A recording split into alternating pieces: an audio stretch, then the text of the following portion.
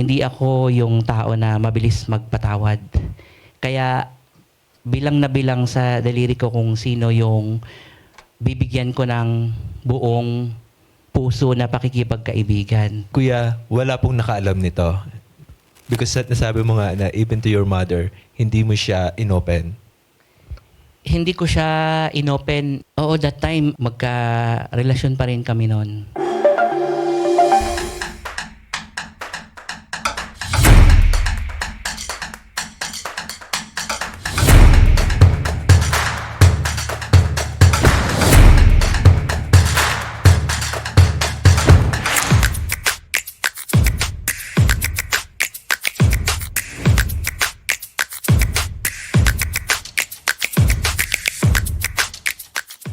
Magandang araw po sa ating lahat and welcome to Bahay ni Manuel's 6th podcast entitled From Sinner to Servant.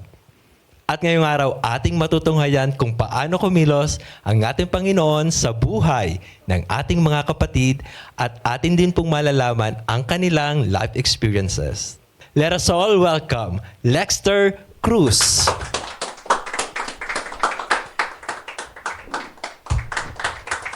Magandang araw po Kuya Lexter and welcome po sa ating 6th podcast. Magandang araw din naman, Kuya Eugene. Kuya, can you tell us something about yourself? So, ako yung pangatlo sa 4 na magkakapatid from Romeo A. Cruz and Jovita P. De la Peña Cruz. So, kami ay naninirahan sa Bustos, Bulacan. Trabaho ni tatay noon is isa siyang electrician sa MyScore and ang nanay ko naman ay isang plain housewife. Tatay ko ay good provider siya sa amin. Is your father still with you? Unfortunately, lumaki kami ng walang tatay. Dahil sa pangyayari na maaga siyang kinuha ng ating Panginoon.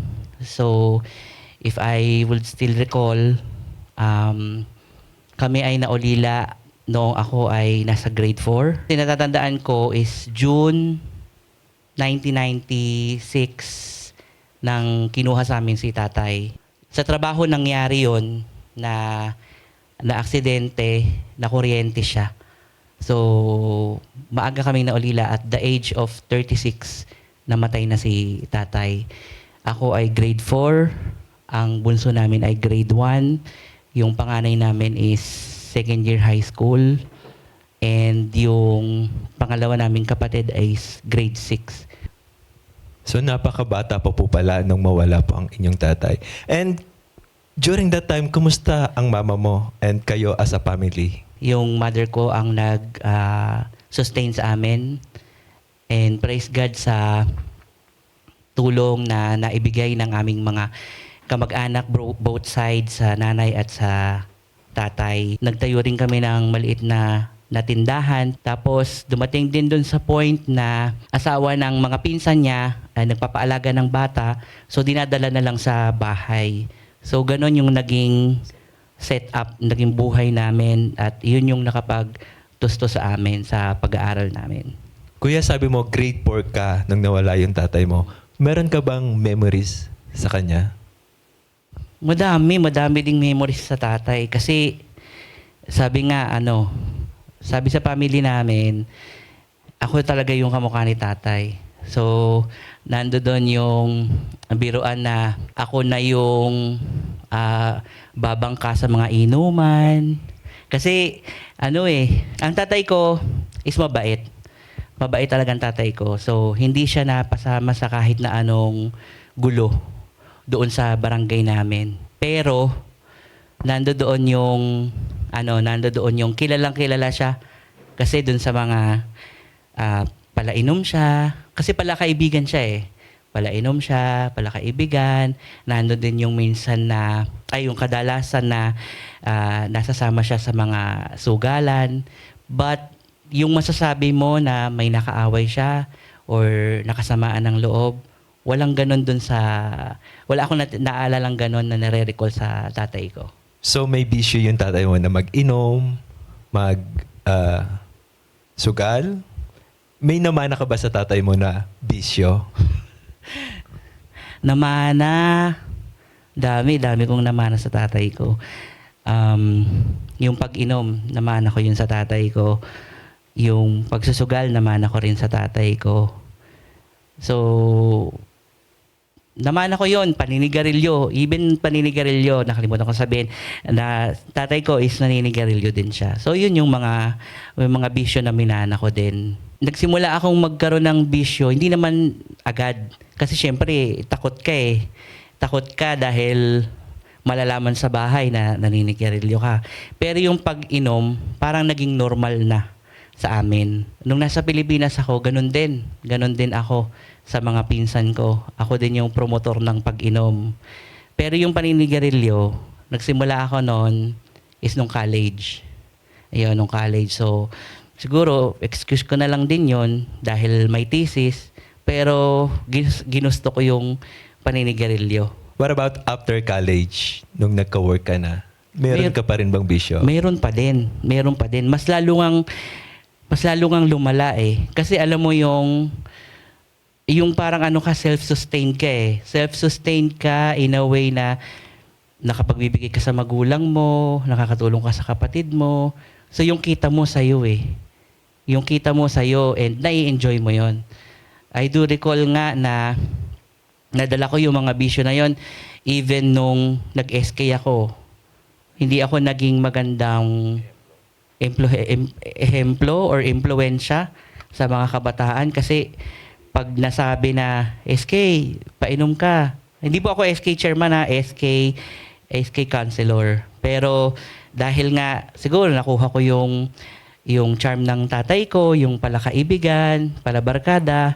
So, ganun din. So, nagsiset up din kami ng inuman kasama yung mga chairman ko, yung mga konsehal namin. Kung babalikan ko yung time na yon, hindi ako naging magandang example sa mga kabataan that time regarding sa pag-inom at saka sa paninigarilyo. During your term as SK counselor, kamusta ka sa family mo?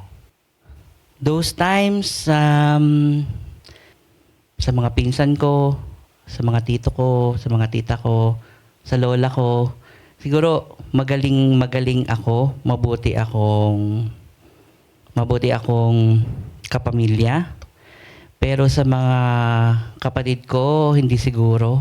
Nung time na nawala si tatay is nagkahiwa-hiwalay kami magkakapatid. Nagkahiwa-hiwalay ng malayo, as in ibang bayan lang.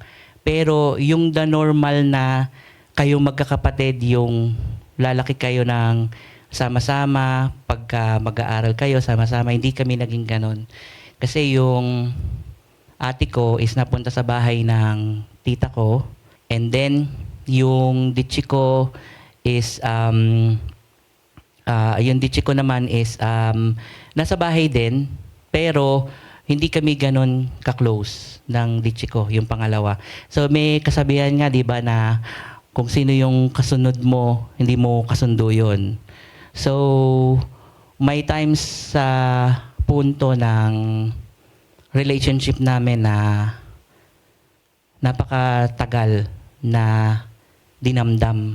Hindi kasi ako yung tao na before, hindi ako yung tao na mabilis magpatawad. Kaya bilang na bilang sa daliri ko kung sino yung bibigyan ko ng buong puso na pakikipagkaibigan before yon. Kasi ayokong ma-disappoint. Ayoko na masaktan kasi that time hindi talaga ako mapagpatawad na tao. Nagtatanim ako ng sama ng loob. So, may issue kami ng kapatid ko na dumating sa punto na hanggang sa magkahiwa-hiwalay kami, hindi ko siya napatawad. May times na, or may years na hindi kami nagpapansinan. Or magpapansinan kami very civil. Pero yung sasabihin mo na relationship ninyo bilang magkapatid is parang hindi ganon. Kaya parang mas okay ako sa ibang tao, pero sa kapatid ko, hindi. Ako yun eh. Ako yung noon. Ako yung noon na matigas yung puso. Ako yung noon na hindi mapagpatawad. Kaya siguro kahit na anong panalangin ang gawin ng nanay ko before is hindi mangyayari. Kasi ako sa sarili ko, alam ko na hindi pa ako mapagpatawad na tao. Can you share to us your career journey? Career journey, right after graduation, so nag-apply ako as quality control sa isang fish manufacturing sa Pulilan. And then, after ng 1 year ko doon, nagtrabaho ako sa Nestle co-manufacturer, which I served the company for 7 years. And nung time na nandoon ako sa company na yon, parang natutunan ko na lahat. Alam mo yon, yung parang, kasi nung time na yon, ang Nestle is napaka-advanced. So, natutunan ko lahat, yung quality management system, food safety management system. Nauna ring magpa-implement doon sa mga ISO, yung mga ISO international standard. So parang sabi ko sa sarili ko, parang okay na ako eh. Pero naghangad ako na sabi ko, ano ba ang mas maibibigay ko ng mabuti sa family ko. And aside from that, nung time na nagtatrabaho ako sa Pulilan, sabi ko, parang wala naman akong naiipon. Kasi nga, nandoon yung bisyo ko. Malakas ako manigarilyo, malakas akong uminom. Paano kung itry ko yung journey ko abroad? So, nag-apply ako as quality assurance supervisor. So, praise God, dahil hindi naman tayo pinabayaan ni Lord. Sabi ko, nung nag-apply ako, Lord, sana may Pilipino. Lord, sana alam ko yung trabaho. Lord, sana hindi ako mahirapan sa pakikisama. So, God answered my prayer. So, nakapagtrabaho ako sa Jubail, sa Zamil Food. And I feel yung blessings ni Lord. Alam ko na hindi niya ako pinabayaan. So, after nung Zamil Food, I decided to go back to the Philippines. And sabi ko, magpapahinga muna ako kasi nabiburden ako sa trabaho eh. Nabiburden ako sa trabaho. And nung time na nasa Zamil ako, natuto ako magtanim ng galit sa manager ko. Nawala na sa akin yung control ng lahat. Nung nasa Jubail ako, mas limited kasi yung time na nakakapagsimba ka at nakakapakinig ka ng salita ng Diyos kasi nga wala, as in wala. So siguro nando din yung pride, nando din yung ayaw mong magpakorek sa mga mas mababa sa'yo. And it tends me to hate my colleagues. Hindi ako nakapag-form ng good relationship doon. Nakapag-form ako ng good relationship sa other department, hindi sa mismong department namin. So, doon ako nag-pray again. Sabi ko, Lord, tanggalin mo ako dito sa environment na to.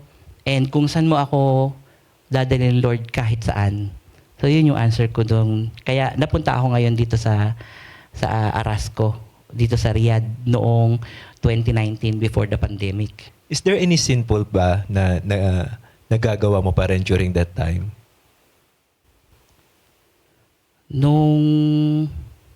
I do recall nung nasa Jubail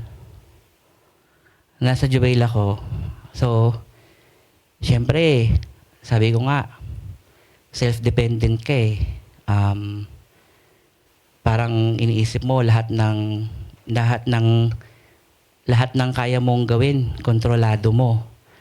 So, nung nasa Jubail ako, na-involve ako sa relationship. Okay? Nagkaroon ako ng relationship sa ibang nationality.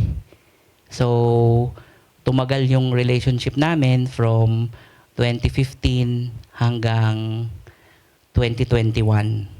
And yun, na-involve ako sa same-sex. So, alam ko sa sarili ko na yun yung that time, parang ang saya eh. Ang saya-saya kasi parang nafe-feel mo yung love, nafe-feel mo na ito yung gusto mong gawin. And there are times pa nga na nung umuwi ako sa Pilipinas, is umuwi din siya sa Pilipinas. So, syempre, mother's love, hindi na yung magtatanong ang nanay ko. Hindi na magtatanong ang nanay ko. Siguro naiintindihan na lang nila dahil ang pakilala ko is kaibigan ko. Maiko-consider ko na isa sa mga bagay na sinful sa buhay ko. Na nagkaroon ako ng karelasyon sa kapwa ko lalaki. And kuya, wala pong nakaalam nito. Because nasabi mo nga na even to your mother, hindi mo siya inopen. Hindi ko siya inopen in a way na, nay, boyfriend ko, or nay, karelasyon ko. Hindi. Ang sinabi ko lang is friend ko. Tumagal yan hanggang sa makabalik ako. And nung pagbalik mo kuya dito, umattend ka ba sa mga simbahan? Nung time na bumalik ako dito, ang natatandaan ko is na-invite ako first time ni Kuya Bob. Kung natatandaan niyo si Kuya Bob, siya yung nag-invite sa akin. Kasi ang nagpa-invite daw sa akin is si Kuya Mon. Parang Thanksgiving na ng BNE yun. So yun yung una kong attend. Yun yung una kong attend sa Christian Church dito sa Saudi Arabia. Was there a time na umattend ka rin sa Catholic Church here in Riyadh? Yung kasama ko sa bahay, mayroon siyang Catholic community. So, here and there, uma-attend ako parehas. Nahihiya lang ako umattend kay Kuya Mon eh. Kasi nga, syempre, magkasama kami sa trabaho. Tapos sasabihin niya, hindi ka yata umattend. So, anong ginawa mo? Nasaan ka? Sabi ko, nasa bahay. Sabi ko ganun. Parang that time, parang 50-50 eh. Pag feel ko ditong umattend, attend ako dito. Pag feel ko sa kabila umattend, a-attend ako doon. And doon, kumakanta rin ako kasi nag-member din ako sa choir doon sa Filipino Catholic community na yon. Uma-attend ka sa Catholic Church and then uma-attend ka rin sa Born Again Christian Church and nagko-choir ka, nagsiserve ka. Magka-relasyon pa rin po ba kayo at that time? That simple relationship? Oo, that time, magka-relasyon pa rin kami noon. Kasi hanggang 2021 eh. Hanggang 2021 yon. Nung time na nawalan ng gawain, both Catholic community and sa Born Again dito sa BNE, doon pa sa lumang BNE. 4 months kaming nalak ni Kuya Mon sa planta. Tapos, syempre sa 4 months na yun, hinahanap mo yung nangyayari na sa'yo na nakakapagsimba ka or nakaka-attend ka sa Born Again. Tapos, si Kuya Mon laging uma-attend sa Bible study. So ako, tahimik lang ako. Tapos pagka may sounds, nakikinig ako. Sabi ko, gagawin kong tama. Pero that time, hindi ko alam kung ano yung tama. Sabi ko, gagawin kong tama yung pagsisimba ko.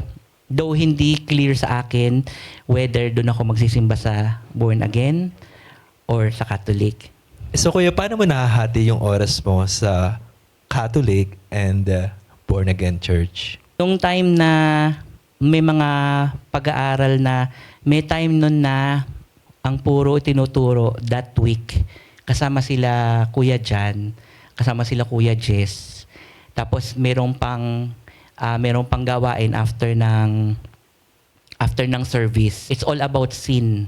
It's all about bridges. It's all about yung mga yung nagagawa natin na mga kasalanan na hindi natin alam na kasalanan dahil we used to live on that kind of situation. Kasi hindi pa natin nalalaman kung ano yung tamang katuruan. Ang bigat-bigat. So, parang dumalang ulit ako ng pag-attend dito. Dumalang ulit ako. Hindi ko maintindihan, pero parang hinahanap ko din. Hinahanap ko din siya.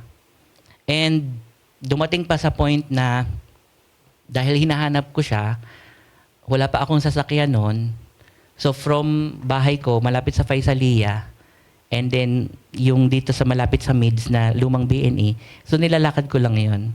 So I found myself na doon pala ako magsisimba na ng matagal. So from 50-50, naging 25 sa Catholic community, naging 75 sa BNE. So doon ko nakita yung sarili ko. And kuya, sa pag-attend mo sa born again church na nag-strike sa'yo, ang nag-strike sa akin is yung first EGR saan po ito? sa lumang BNE pa. Nando doon yung pinarecall sa akin lahat ni Lord. Kung ano yung mga nagawa kong kasalanan at yung mga nagagawa ko pang kasalanan. And that time kasi, nandun pa rin yung resistant ko. Kasi nga, ang tigas ng puso ko eh. Paano mo ibibigay lahat kay Lord? Yung kapatid mo nga, nag-abroad ka. 2013 kayo huling nagkita. And hindi mo pa rin siya napapatawad. So, nung time ng EGR na yon, yung parang ang tigas-tigas mo yung ganon. Pero, nung time na yon, something in my heart is nabasag. Okay? Nabasag yon kasi parang ngayon na nandoon ka na ngayon na nadinig mo na yung salita niya. So, paano mo pangangatawanan yun? Ano yun nag-accept ako pero hindi nag-sink in sa akin. Alam mo yun, hindi nag-sink in sa akin. Then, eto na, may second EGR na naman. Attend ulit ako. So this one is another experience. Yung part sa puso ko na hit nung time na yon is this year totally broken. And after nung EGR na yon, tahimik lang ako. Ang unang pumasok sa akin is yung forgiveness. Sabi ko nga, di ba, hindi kami okay ng kapatid ko na nasa Amerika. Yung huling pagkikita namin ng 2013 is hindi pa kami ganoong kaayos. So dahil ang una kong natutunan is hindi mo makakamit yung kaligayahan ng kapatawaran kung ikaw sa sarili mo hindi ka pa nagpapatawad. So tinawagan ko yung teacher ko. Sabi ko, chinat ko muna. Sabi ko, teacher, may gusto akong sabihin sa'yo. Bakit sa kanya ako gustong sabihin? It's aside sa kami yung may gap ng matagal.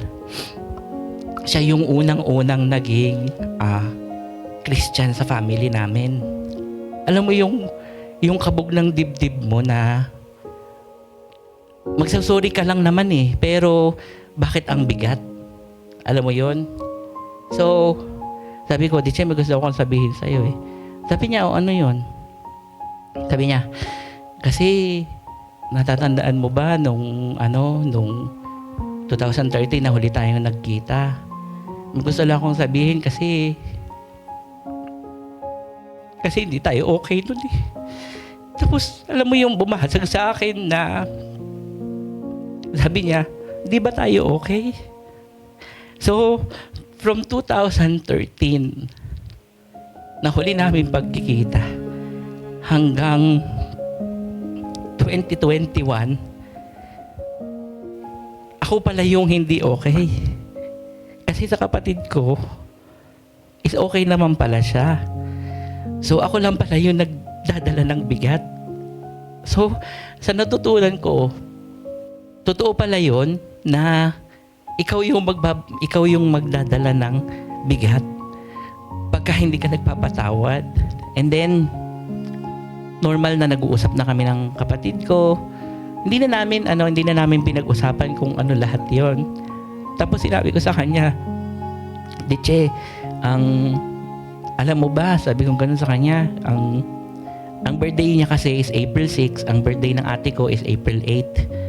Ang birthday ko ng April is yung aking spiritual birthday. And then sinabi ko sa kanya na, Diche, at this point of my life, I accept Jesus Christ as my personal Lord and Savior. So, yun yung unang alam ko na sin na isinasabuhay ko, na naibigay ko lahat sa Lord, and napatawad ko yung kapatid ko at nagkaroon kami ng kapatawaran. Ano pa yung iba mong na-realize? Sabi ko, hindi ko maibibigay ng buo kasi may ginagawa pa rin akong kasalanan. Kasi noong 2021, sabi ko nga, I'm still into a relationship. So, aatin ako sa BNE. Yes, mafe-feel ako na every Sunday, every Friday, nandoon ako.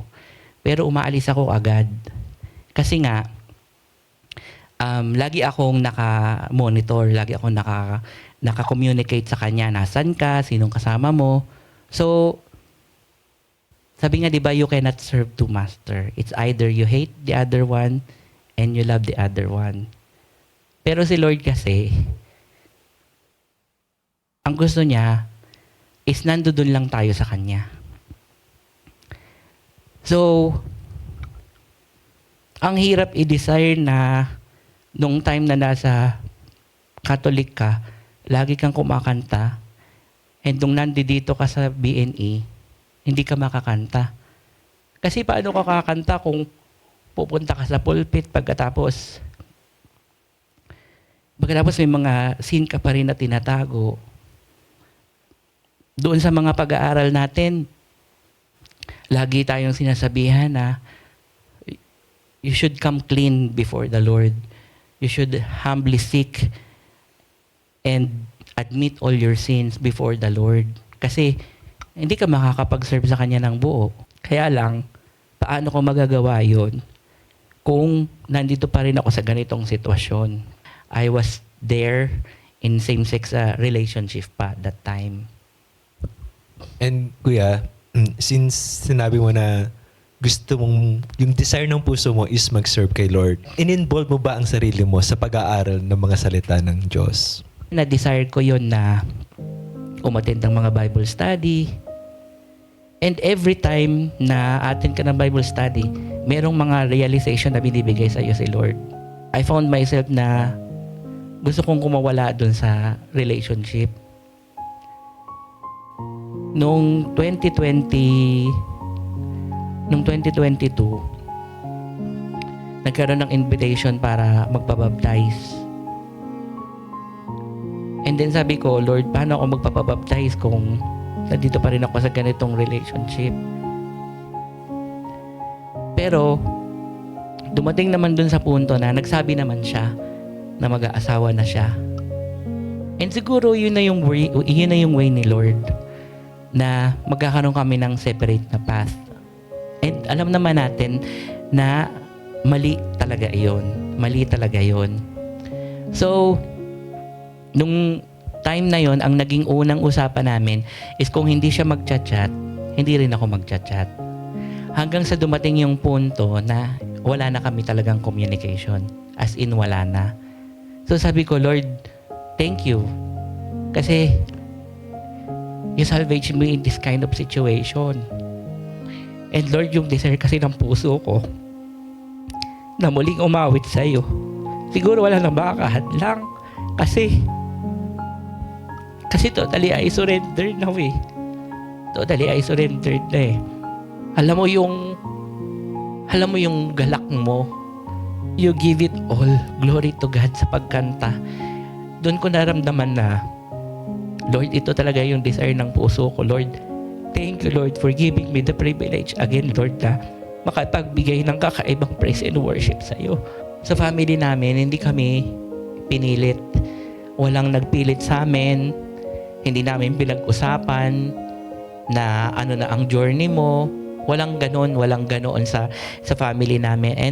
And yet we found each and every one to come with the Lord. Sabi ko nga, yung ditchi ko, siya yung nauna, then yung ate ko, and then yung bunso namin, and then yung nanay ko, and then ako yung pinakahuli. And totoo nga, no? Mapapaisip ka talaga kasi nasa Saudi ka na dati, umuwi ka sa Pilipinas, and yet binalik ka ni Lord dito sa Saudi Arabia para makilala siya. Kung saan yung country na pine-persecute yung mga believer of Christ, pero dito ko siya nakilala. Kaya napakaganda, napakagaan sa pakiramdam, tunay na kamangha-mangha yung gawa ni Lord dun sa buhay natin. How do you avoid those temptations right now na nagsiserve ka na sa ating Panginoon? Para sa akin, yung gawain natin ng pag-attend ng Bible study, yon isang way yon para maiwasan yung temptation. Secondly, I believe yung pagfe-fellowshipping mo sa mga kapatiran. If you need help, kahit na hindi help, kahit na presence lang ng kapatiran na alam mo na may magre-remind sa'yo. And I do remember na muntik na naman akong mahulog dun sa temptation. Nabigyan ako ng privilege na mag-travel doon ng weekend pa lang. Pero sabi ko nga, nandoon ako sa Jubail, kung saan na nakilala ko yung karelasyon ko. So sabi ko, Lord, eto na naman, Lord. Sabi kong ganon. Isinama ko yung mga kapatiran na sumahan ako doon sa travel ko sa Jubail. Hindi ko sinabi sa kanila yon. Na yun yung purpose ko kung bakit ko sila sinama. Ang sakit-sakit din nun kasi parang nagde-depend ka ba sa ibang tao para lang hindi ka mahulog sa kasalanan. Alam mo, nung umuwi sila tas naiwan ako sa Jubail kasi isang araw na lang naman yun, nag-pray ako kay Lord. Sabi ko, Lord, sana next time, Lord, bigyan mo ako, Lord, ng strength and power ba, Lord, na hindi ko nakakailanganin yung nagamitin yung mga kapatiran tapos isama ko sa journey ko para lang hindi mahulog sa temptation. Pero alam ko naman na Lord is faithful. Nadidinggin niya yung desire ng puso ko na hindi ko na kakailanganin yung not in the meaning na hindi ko na kailangan pang makipag or isama ang mga kapatiran, pero alam ko sa sarili ko na on my own battle, Lord is with me and He will strengthen me. At hindi ko nakakailanganin na magsinungaling pa doon sa mga kapatiran at isama para lang masabi ko na hindi ako gagawa ng kasalanan kasi may mga matang tumitingin or sumusubaybay sa akin. What about those vices way back when you were still in the Philippines or here? Yung mga vices na yon, naitigil mo na rin po ba? Sabi ko nga, praise God na napagtagumpayan ko yung ganoong temptation. Pag nai-stress ako, nandoon pa rin na nagtitrigger sa akin to do something. Though hindi na ako ganoon sa smoke, but I still believe na gagawin ni Lord yung lahat ng possibility para even yung vape is matigil ko na. And I do believe dun sa power ni God na darating yung time na makukonquer ko lahat nun and hindi na ako mag-look back. Kuya, maraming battles ka na nalagpasan, na pagtagumpayan, of course with the help of our Lord. Anong maipapayo mo sa mga taong nakararanas ng same situations as yours? pag tayo is tinawag ni Lord, hindi mo alam kung kailan, pero pag tinawag ka niya, ang dapat mo lang gawin is tumugon. I was one who persecute or ginagawang katatawanan yung mga Christians. Believe me, nung time na hindi pa ako servant, nung time na hindi pa talaga ako kumikilala sa Kanya, even my family, sabi ko, ay nako, aalis na naman yang mga yan, aalis na naman yang kaway-kaway group of company na yan. Kasi alam ko yung tataas ang kamay nila, tapos kaway-kaway. So, isa rin yun sa mga realization ko. Sabi ko nga, ganun pala kasakit yung maging Christian. Kasi even your family is nagawa mo yun sa kanila. Yung mga pag-iyak ngayon, it's not because nanunumbalik yung sakit eh. Hindi ganun eh.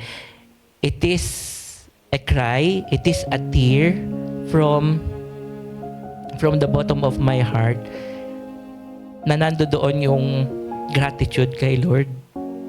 Na Lord, hindi mo ako pinabayaan na mahulog, Lord, sa ganoong sitwasyon. Hindi mo ako, Lord, hahayaan na mamatay bilang isang sinner, Lord. Kung hindi, patuloy ba akong itatransform, Lord, sa kung ano yung gusto mo sa akin, Lord. And patuloy mo akong gagamitin sa iyong ubasan bilang isang servant.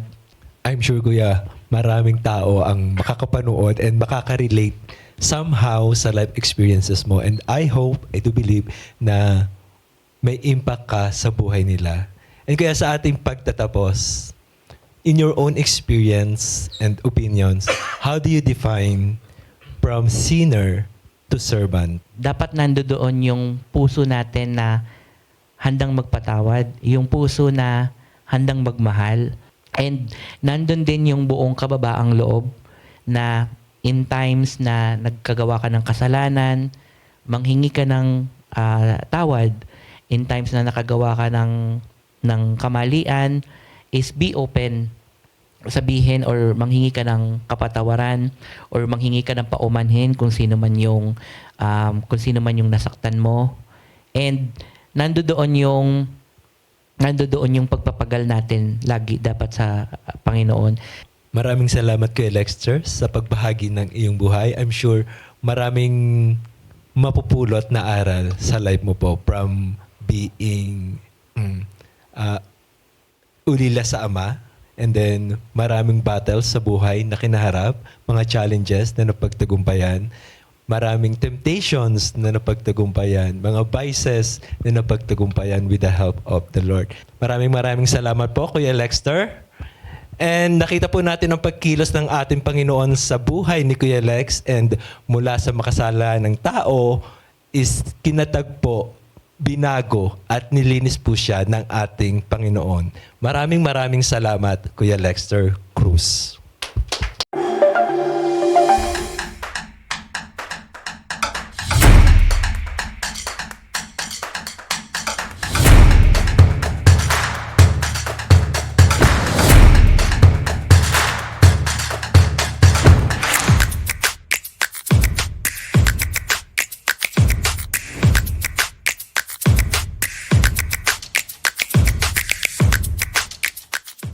Please like, share, and subscribe on our YouTube channel. See you in our next podcast. God bless everyone!